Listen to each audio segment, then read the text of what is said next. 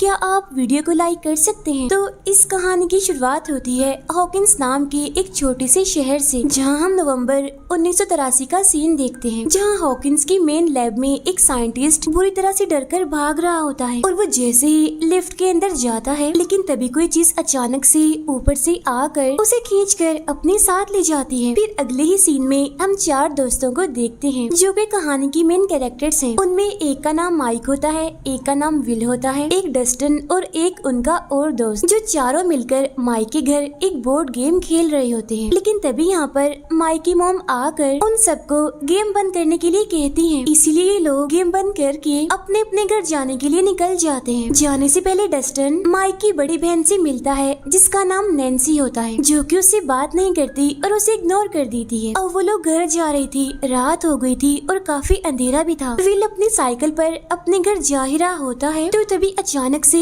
बीच रास्ते में उसे किसी का काला साया दिखता है, जिसको देखकर विल काफी डर जाता है, काफी घबरा जाता है। इसीलिए वो जल्दी जल्दी वहाँ से अपनी साइकिल लेकर निकलता है, लेकिन जल्दबाजी की वजह से उसकी साइकिल का बैलेंस खराब हो जाता है, जिसकी वजह से वो नीचे गिर जाता है। तो अब यहाँ पर विल साइकिल को वहीं पर ही छोड़कर अपनी जान बचाने के लिए पैदल ही वहाँ से भागकर एक जगह पर जाकर छुप जाता है, जो कि असल में एक घर होता है। वहाँ रखी हुई एक गन को वो उठाता है और डरते डरते वो उस गन को दरवाजे पर करता है, लेकिन तभी अचानक से विल भी यहाँ से गायब हो जाता है। अगले दिन सुबह हम विल की मॉम और उसके भाई को देखते हैं। विल की मॉम का नाम होता है जॉयस। यहाँ ये दोनों बातें कर रही होती हैं और इन्हें पता चलता है कि कल रात से ही विल घर वापस नहीं आया। अब उन लोगों को रात में विल के बारे में इसीलिए पता नहीं चल पाया क्योंकि असल में इन दोनों की ही नाइट शिफ्ट होती है। यहाँ विल की मॉम जॉयस फौरन ही माइक के घर पर फोन लगाती है, जहाँ वो उनसे विल के बारे में पूछती है कि क्या कल रात विल आपके घर पर रुका था, जिस पर माइक की मॉम उनको बताती है कि नहीं तो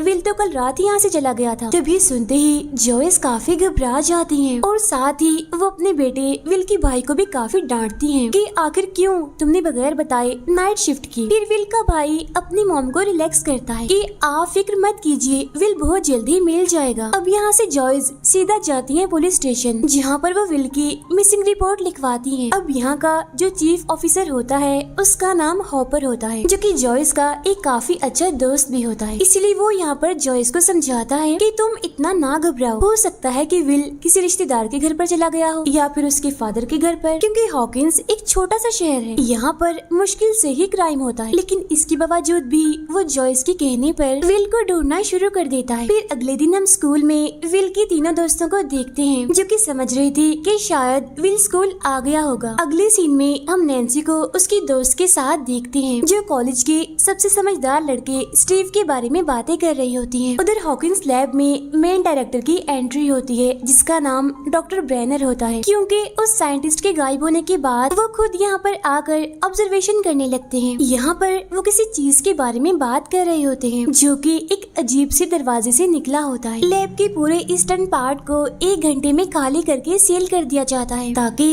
वो जो चीज है वो वहाँ से बाहर ना निकल सके। और यहाँ पर डॉक्टर ब्रेनर एक लड़की के बारे में भी पूछते हैं, जो कि मौके का फायदा उठाकर लैब से भाग गई थी। जिसके बाद वो लड़की एक होटल में जाती है। वो बहुत ज्यादा भूखी होती है, इसीलिए होटल का ऑनर उसको खाना खिलाता है। और वो बच्ची दिखने में काफी अजीब और मिस्टीरियस लग रही थी। तब ऑनर की काफी पूछने पर वो लड़की अपना नाम बताती है। वो कहती है मेरा नाम 11 है। तब ऑनर को कुछ भी समझ नहीं आती कि आखिर किसी का नाम 11 भी हो सकता है। इसीलिए ऑनर उससे पूछता है कि तुम कौन हो, कहाँ से आई हो, लेकिन 11 किसी भी बात का जवाब नहीं देती। उसे देखने से ऐसा लग रहा था कि जैसे शायद उसको बातचीत करना आती ही ना हो। कुछ ही ऐसे वर्ड्स हैं जिनको वो शायद बोल सकती है। इसके बाद ऑनर पुलिस को कॉल करके 11 के बारे में बताता है, ताकि वो सही सलामत उसे उसके घर पर भेज सके। लेकिन तभी हम देखते हैं कि 11 अपनी आंखों से वहाँ पर पड़े एक टेबल फैन को बंद कर देती है। अब ये देखकर यहाँ पर हम ये समझ पाते हैं कि असल में 11 के पास सुपर पावर्स है। अगले दिन हॉपर स्कूल में आकर विल के फ्रेंड्स को बताता है कि तुम्हारा दोस्त विल रात से गायब है। इसलिए हॉपर उनसे भी विल के बारे में पूछता है। उधर हॉकिंस लैब के लोग 11 को ढूंढने के लिए उसी होटल में पहुंच जाते हैं। असल में इनको पुलिस ने ही इन्फॉर्म किया था कि आखिर 11 इस टाइम कहाँ पर है, यानी कि वो उस होटल में है। इसीलिए तो उस लैब के लोग यहाँ पर पहुँच गए थे। लेकिन 11 वहाँ से भागने में कामयाब हो जाती है, जिसके बाद वो लोग होटल के ऑनर को मार देते हैं। उधर हॉपर अपने अपनी टीम के साथ विल को ढूंढ रहा होता है, जहाँ उसे विल की साइकिल मिल जाती है। उधर जॉयस भी अपने हस्बैंड से बात कर रही होती है, जिस दौरान हमें ये पता चलता है कि असल में जॉयस के घर के फोन को ट्रैक किया जा रहा है। अब रात को एक सर्च टीम को विल को ढूंढने के लिए भेजा जाता है और विल के तीनों दोस्त भी सबसे छुपकर विल को ढूंढने के लिए चले जाते हैं, जहाँ अचानक से उनके सामने 11 आ जाती है। और हैरानी वाली बात ये होती है कि इसी रात जॉयस के पास एक कॉल आती है, लेकिन फोन पर कुछ भी ठीक से सुनाई नहीं दे रहा था। अजीब सी आवाजों में जॉयस को विल की आवाजें आने लगती हैं, जिससे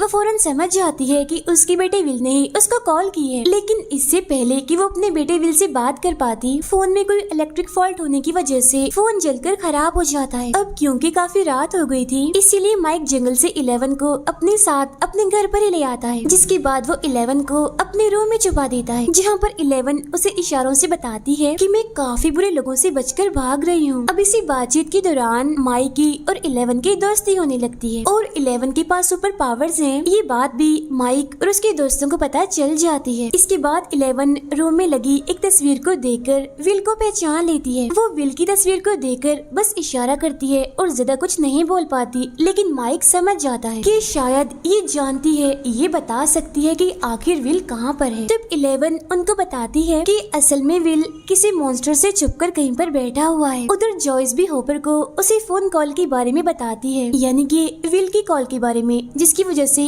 उनका फोन खराब हो गया। यहाँ पर जॉयस होपर को बताती है कि फोन पर किसी जानवर की आवाज आ रही थी और उन आवाजों के बीच में मुझे विल के सांस लेने की आवाजें भी आई। लेकिन होपर उसकी बातों का यकीन नहीं करता। उसे ऐसा लगता है कि शायद ये उसके दिमाग का कोई वहम है, इसीलिए वो उसकी बात को इग्नोर करके विल को ढूंढने के लिए विल के फादर के घर पर जाता है। और जब वहाँ जाकर उसे ये बात पता चलती है कि विल तो यहाँ पर आया ही नहीं, तो तब उसे शक होने लगता है कि कहीं कोई हादसा तो नहीं हो गया, यानी कि विल खतरे में तो नहीं है। उधर हॉकिंस लैब में डॉक्टर ब्रेनर की टीम जॉयस की सभी रिकॉर्डेड फोन कॉल्स को सुन रहे होते हैं। तो यहाँ पर एक बात तो साफ थी कि विल के गुम होने पर इस लैब का और इस टीम का कोई ना कोई हाथ तो जरूर है। और फ्लैशबैक में हमें ये दिखाया जाता है कि असल में 11 के फादर डॉक्टर ब्रेनर ही हैं, जो काफी टाइम से 11 पर कोई एक्सपेरिमेंट कर रहे थे, उस पर कोई टेस्ट करवा रहे थे। रात के टाइम नैन्सी अपनी दोस्त के साथ स्टीव के घर पर जाती है एक पार्टी के लिए, जहाँ नैन्सी की दोस्त बिल्कुल उस साइंटिस्ट की तरह गायब हो जाती है। उधर विल का भाई विल को ढूंढने के लिए जंगल में जाता है और अलग अलग जगहों की पिक्चर्स बनाने लगता है। इसी दौरान वो नैन्सी की और पार्टीज की पिक्चर्स भी बनाने लगता है। उसी रात एक बार फिर से जॉयस के पास विल की कॉल आती है। इस बार विल डरती हुई आवाज में बस मॉम कह पाता है और इस बार भी फोन दोबारा से जलकर खराब हो जाता है। लेकिन तभी पूरे घर में अजीब तरह की चीजें होने लगती हैं, जैसे कि लाइट्स ऑन ऑफ होने लगती हैं और भी ऐसी चीजें। विल के रूम में उसका और उसके भाई का फेवरेट सॉन्ग बजने लगता है। अब इस सारी सिचुएशन को देखकर ऐसा लग रहा था कि जैसे विल अपनी मॉम को अपने यहाँ पर होने का एहसास दिला रहा हो। लेकिन तभी अचानक से एक दीवार से कोई चीज बाहर आने की कोशिश करने लगती है, एक काफी बड़ी चीज, जैसे कि कोई मॉन्स्टर, लेकिन उसका फेस नहीं होता। अब वो इतना डरावना होता है कि उसको देखते ही जॉयस काफी डर जाती है। वो घर से भागकर बाहर आ जाती है और अपनी गाड़ी में आकर बैठ जाती है। फिर कुछ देर के बाद जब वो दोबारा से घर के अंदर जाती है तो दीवार को देखकर ऐसा लग रहा था कि जैसे यहाँ पर कुछ हुआ ही ना हो। अब ये देखकर विल की मॉम जॉयस फौरन समझ जाती है कि जरूर विल के साथ कुछ न कुछ तो अजीब हुआ है और वो अपनी मॉम से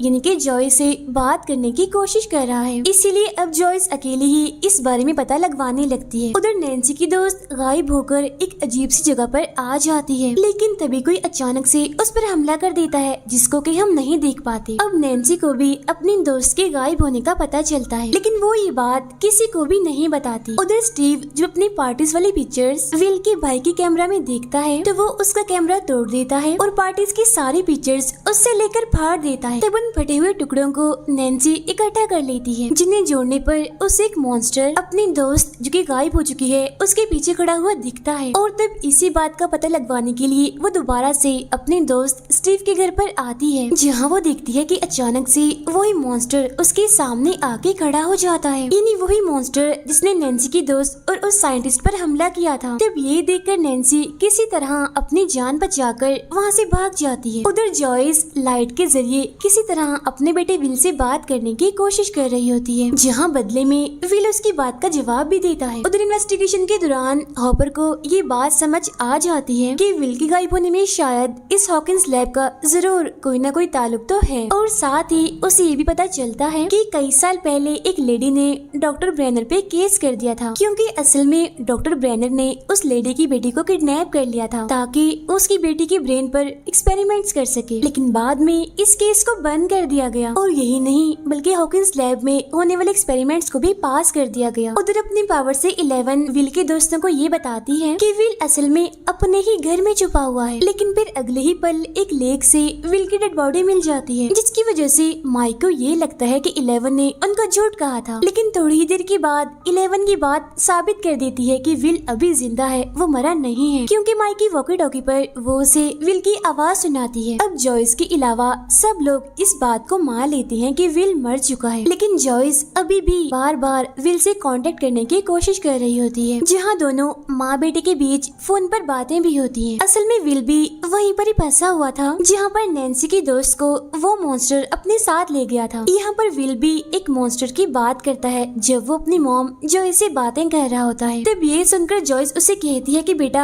आप जहाँ कहीं पर भी हो वहीं पर ही चुप कर रहो। अब स्कूल में विल के लिए एक प्रेयर मीटिंग रखी जाती है, जहाँ 11 को भी रेडी करके लाया जाता है। स्कूल रेडियो के जरिए 11 विल की और जॉयस की फोन पर होने वाली बातों को सुन लेती है, जिससे माइक के दोस्तों को भी ये बात कंफर्म हो जाती है कि असल में 11 जो कह रही थी वो बिल्कुल सच था, यानी कि उनका दोस्त विल अभी भी जिंदा है। 11 की बात के जरिए माइक और उसके दोस्त फाइनली ये बात पता कर लेते हैं कि विल असल में अपने घर में ही छुपा हुआ है, लेकिन किसी और डायमेंशन में, और उस डायमेंशन का नाम है अपसाइड डाउन। असल में हमारी दुनिया की तरह ही अपसाइड डाउन एक दुनिया है, लेकिन वो दुनिया डार्क है, यानी कि वो अंधेरी दुनिया है, क्योंकि वहाँ इंसान नहीं मॉन्स्टर्स रहते हैं और इन मॉन्स्टर्स का नाम होता है डेमोगोर्गन्स। किसी तरह हमारी दुनिया और उनकी दुनिया आपस में जुड़ गई है, क्योंकि दोनों डायमेंशंस के बीच कोई गेट खुल गया है, जिसकी वजह से एक डेमोगोर्गन यहाँ पर आकर विल को अपने साथ वहाँ पर ले गया है, यानी कि अपने दुनिया में। इसीलिए अब विल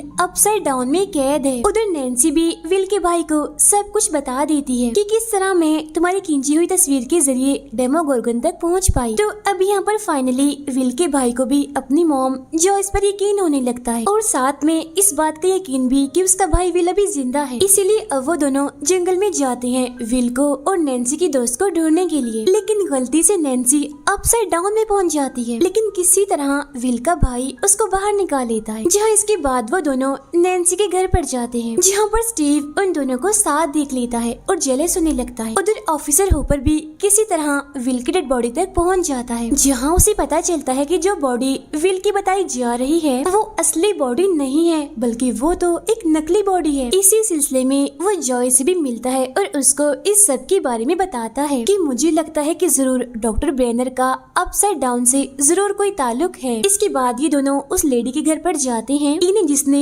डॉक्टर ब्रेनर पर केस किया था, जहाँ वो उस लेडी से उसकी बेटी के बारे में पूछते हैं, जिससे उनको ये पता चलता है कि जब वो बच्ची पैदा हुई थी तो तभी से डॉक्टर ब्रेनर ने उसे अपने साथ लैब में रखा, जहाँ ब्रेनर ने उसके दिमाग पर तरह तरह के एक्सपेरिमेंट्स किए, जिसके बाद सबको ये बताया कि वो बच्ची तो पैदा होते ही मर गई और उस लेडी की बेटी कोई और नहीं बल्कि 11 ही है। और विल के दोस्त अपसाइड डाउन डायमेंशन को और समझने के लिए अपने साइंस टीचर की मदद लेते हैं, जहाँ उनके टीचर उनको बताते हैं कि किसी भी डायमेंशन को खोलने के लिए बहुत ज्यादा एनर्जी की जरूरत होती है, और ऐसा करते ही टाइम, स्पेस, ग्रेविटी और मैग्नेटिक फील्ड में गड़बड़ आ जाएगी। असल में हॉकिंस लैब की मदद से अपसाइड डाउन के गेट को खोला गया था, जिसके खुलते ही डेमोगोर्गन्स एक्टिवेट हो गई, और अब ये बात हॉपर को भी पता चल गई थी। इसीलिए अब वो विल को ढूंढते हुए चुपके से उस हॉकिंस लैब में पहुंच जाता है, जहां हॉकिंस लैब में से वो अपसाइड डाउन में जाकर जिंदा वापस लौटकर भी आ जाता है। उधर माइक का दोस्त मैग्नेटिक फील्ड में गड़बड़ को पकड़ लेता है और उस गेट तक जाने का रास्ता भी वो निकाल लेता है, जिसके बाद माइक, डस्टन, उनका दोस्त और 11 विल को ढूंढने के लिए निकल जाते हैं। 11 की मदद से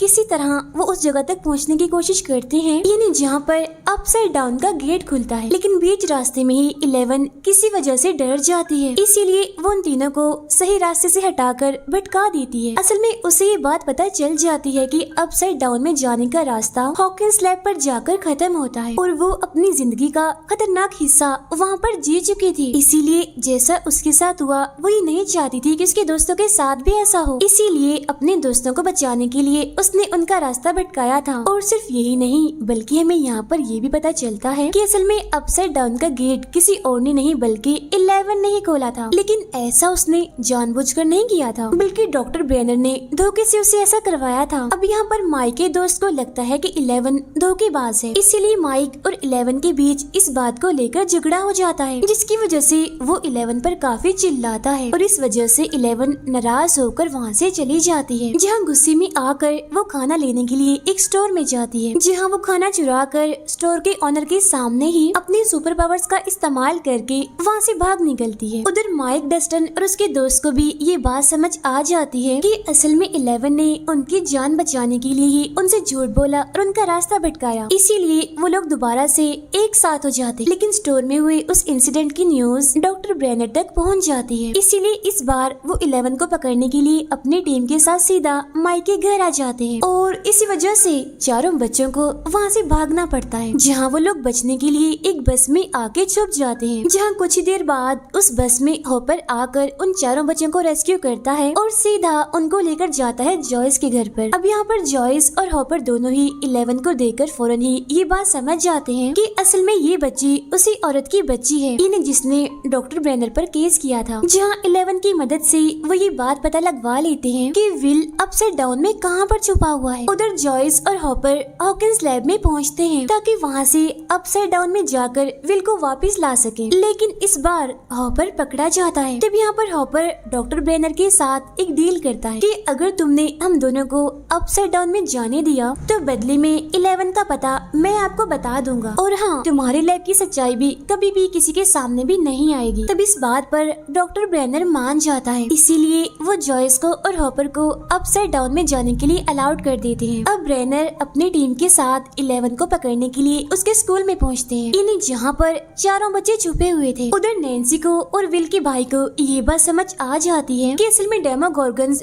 खून की तरफ अट्रैक्ट होते हैं, इसीलिए वो लोग यहाँ पर एक प्लान बनाते हैं कि हम लोग यहाँ पर डेमोगोर्गन्स के लिए एक ट्रैप बनाएंगे ताकि वो यहाँ पर हमारे घर पर आ सके, और जैसे ही वो इस ट्रैप में फंस जाएं, हम उनको फौरन ही मार गिराएं। उधर अपसाइड डाउन में जॉयस और हॉपर फाइनली विल को ढूंढ निकालते हैं। उधर डेमोगोर्गन खून को स्मेल करते ही फौरन से विल के घर पर आ जाता है, जहाँ वो आते ही उन दोनों पर यानी कि नैन्सी और विल के भाई पर हमला कर देता है। लेकिन जब वो विल के भाई को खाने वाला होता है कि तभी बिल्कुल ठीक टाइम पर स्टीव वहाँ पर आकर उसकी जान बचा लेता है। स्टीव से लड़ने के दौरान वो डेमोगोर्गन उस ट्रैप में फंस जाता है और ऐसा होते ही विल का भाई उसको जला देता है, जिससे डेमोगोर्गन का यहीं पर ही खात्मा हो जाता है। उधर जॉयस और हॉपर भी सही सलामत विल को अपने साथ लेकर अपसाइड डाउन से बाहर निकल जाते हैं। लेकिन उधर डॉक्टर ब्रेनर 11 तक पहुँच जाता है, लेकिन तभी हम देखते हैं कि अचानक से स्कूल में एक डेमोगोर्गन आ जाता है। तब इस बात का फायदा उठाकर 11 वहाँ पर कुछ लोगों को मार गिराती है, फिर अपने दोस्तों को वहाँ से लेकर एक रूम में आकर छुप जाती है। अब यहाँ पर मॉन्स्टर रेनर के लोगों को मारने लगता है, यानी उन्हीं लोगों को जिन लोगों ने इस मॉन्स्टर के लिए गेट खोला था। यहाँ तक कि डेमोगोर्गन डॉक्टर ब्रेनर को भी मारता है। डेमोगोर्गन अब उन चारों बच्चों को ढूंढते हुए उस रूम तक पहुँच जाता है और यहाँ कोई और रास्ता ना होने की वजह से माइक और अपने दोस्तों को बचाने के लिए 11 यहाँ पर अपने सुपर पावर्स का इस्तेमाल करके उस डेमोगोर्गन को मार देती है। लेकिन इसके साथ साथ वो खुद भी यहाँ से गायब हो जाती है। अब क्योंकि जॉयस ने और हॉपर ने उस लैब से विल को रेस्क्यू कर लिया था, इसीलिए विल को कुछ दिनों के लिए हॉस्पिटल में रखा जाता है, जहाँ कुछ ही दिनों के बाद वो पूरी तरह से